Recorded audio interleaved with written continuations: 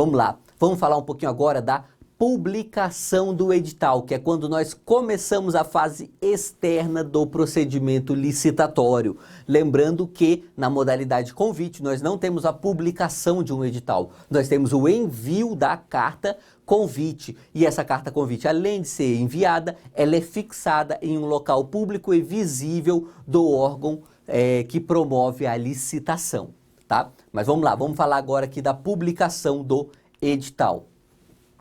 Artigo 21. Os avisos contendo os resumos dos editais. Eu sei que isso parece, é muito cara de pegadinha de concurso, mas cai. E eu quero que você fique alerta com isso, tá? Eu não quero te ver errando isso, pelo amor de Deus. Não é o próprio edital que é publicado no Diário Oficial ou em órgão ou em jornal de grande circulação, tá? Quem é publicado é um aviso contendo o resumo do edital. Isso é justamente para economizar dinheiro público e não porque por vezes esses editais de licitação eles são gigantescos e a ideia é que não os coloque em jornais de grande circulação, porque o poder público paga para circular esses editais nos jornais, tá? Então, justamente por isso é que é publicado tão somente um aviso contendo o resumo do edital. Mas vamos seguindo.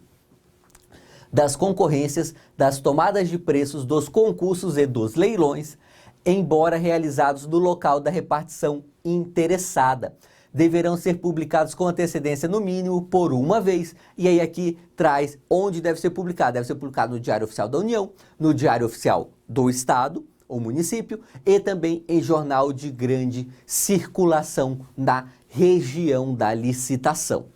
Perfeito? Sobre esse aspecto da publicação do edital, o que eu tenho de importante para falar para você, e eu vou repetir aqui porque isso de fato é importante, embora seja uma bobeira, quem é publicado não é o próprio edital, é um aviso contendo o resumo do edital. Na prática, é bem comum que o edital inteiro ele seja publicado no Diário Oficial, justamente porque agora, como os diários oficiais são eletrônicos, não tem custo para publicá-los, porque você não vai imprimir o Diário Oficial propriamente dito, isso na maioria dos estados. Contudo, nos jornais de grande circulação, como a administração pública paga, então nesses de fato nós sempre temos a publicação apenas do resumo do edital. E agora, uma perguntinha aqui essencial para fazer prova. Qual é o prazo mínimo entre a publicação do edital e o recebimento das propostas? Olha só, nós temos a publicação do edital aqui no dia 0. Quanto tempo nós vamos contar a partir desta publicação para poder efetivamente termos o recebimento das propostas, termos o ato público que recebe os envelopes lacrados, tá? Essa é a pergunta aqui, e essa pergunta é respondida pela própria lei. E aí eu fiz uma tabelinha e você vai ter que buscar memorizar essa tabela. Esse assunto é cobrado em prova e é cobrado dessa exata forma aqui, tá? Então você precisa parar um pouquinho e dar um jeito de memorizar isso aqui. Seja anotando para rever depois, seja, sabe, tentando criar um método próprio, enfim, você precisa memorizar esses prazos, tá? Lembrando que estes são prazos mínimos, tá? Entre a publicação do edital e o recebimento das propostas. Os prazos podem ser maiores que esses, só não podem ser menores. Vamos lá. Na modalidade concorrência, nós temos duas hipóteses.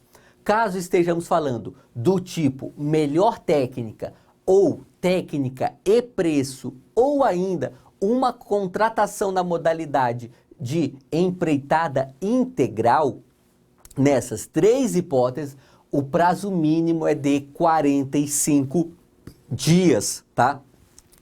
Prazo mínimo de 45 dias. Nos demais casos envolvendo a concorrência, o prazo mínimo é 30 dias.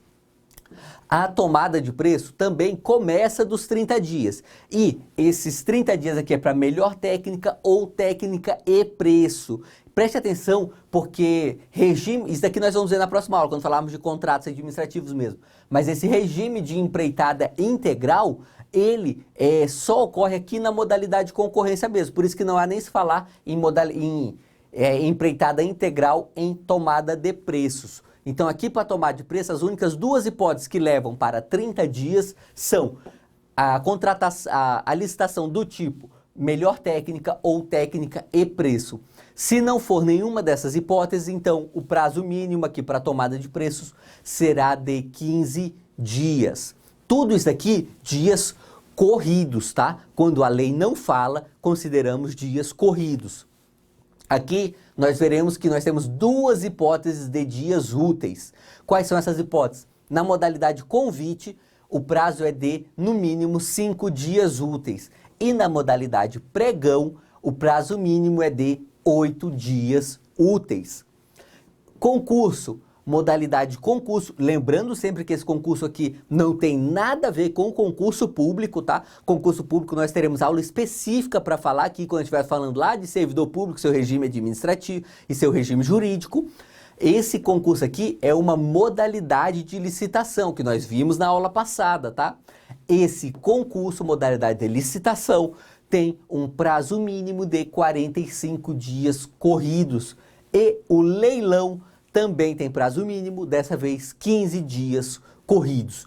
Então, busque memorizar isto, tá? As únicas duas modalidades que os dias são úteis são as modalidades mais céleres, vamos dizer assim, que é o convite, 5 dias úteis, e o pregão, 8 dias úteis.